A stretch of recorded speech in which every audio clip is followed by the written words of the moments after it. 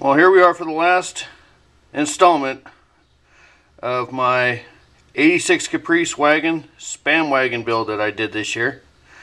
I did it for the Waterville demo, and then I turned around and did the WVSO demo on the 7th. And it came out really well, I thought. These I got a little carried away though. I only had a few days turnaround between the two, so I didn't get a video up about how the car finished in Waterville. And this is a picture of the front of it. It finished second place. That's the front. There's the picture of the back. So they got hammered pretty good, and they found a weak spot. Now, we had talked about the frame, and if you look right there, you can see where the frame poked down. It was all bent down to the ground. It was dragging with when the tire went flat. So my notches did, or my dimpling did a little bit of good, but it didn't do as much as I'd hoped. As I said, I got second place. There's my trophies for that. I got second place, one for the Derby and one for Best Appearing. So all the hard work we did paid off. We got Best Appearing trophy. And then a few days later we went to WVSO and got more hardware. We got Best Appearing again, even though it looked like that. And then we got a Dash Win trophy for one of the races, which was really cool. So we ended up with quite a bit of hardware for this car. After the WVSO trophy though, or WVSO Derby, the car's done. And I'll show you why. See, I'll give you the idea. This is how it looked after Waterville, and that's how it looks now. It's a little bit smaller. It took some pretty vicious hits. The guys that were in the Derby at WVSO, a lot of them were the same ones that had been up in Waterville, and they knew the soft spot on this car. Some of the things I did in between was I took the frame right here is where it had bent a little bit. Well, and this part right here was dragging on the ground, so we heated that up and got it bent upward so it came up off the ground. That side frame was fine, but you can see now it bent at the first dimple and then collapsed. And the reason it collapsed, same as for this side as for the other side, is the humps collapsed. Now you can see where I did some work right here, heating it and beating it in, because it was all pushed out and really bad, and it was contacting the tire. It wouldn't help it, wouldn't let it move. So I had to take care of that with a torch and a hammer. Took one nasty big head on the doors right here.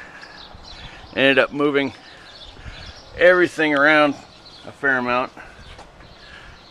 You can see, I think right here where it's contacting the fuel tank and all that. No, let me get a good picture. There it is. Not real spectacular. Knocked everything over to the side, so I pushed the other side out. The repairs we did to the front between Waterville and Wenatchee actually held up really well. It had knocked the bumper off at Waterville on the front here, so we got it welded back on, and I got in one good shot at WVSO, and that was it. But I think it's a good strong bumper. I was pretty proud of the car. I thought it did really well.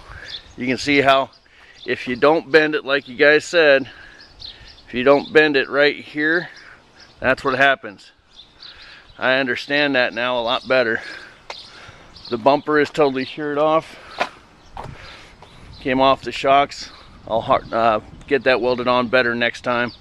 And if you look in here, you can see this side. We had also heated and beat on this side some, because it had started to blow out the hump, and then it finally finished it off in the Derby. And you can see, looking down the line of the car, how far out that hitting the side pushed the doors out.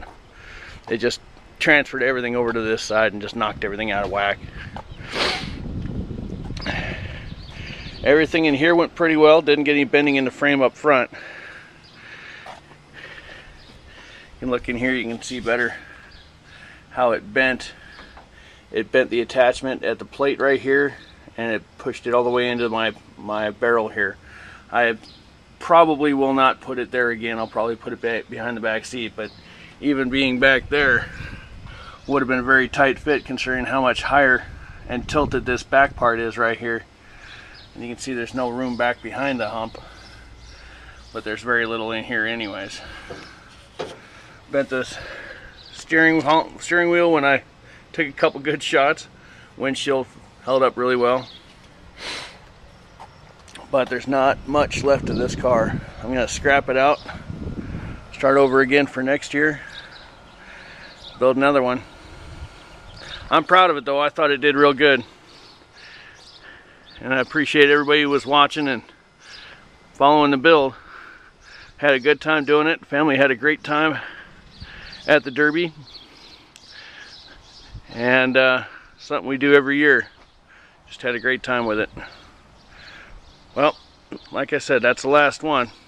I'm going to start tearing it apart now and saving the parts, pieces. Engine came through with flying colors. It still runs great. Transmission's good. Rear end's good. It just, because that frame was on the ground right there, I couldn't go anywhere else. So, that's it. Thanks for watching.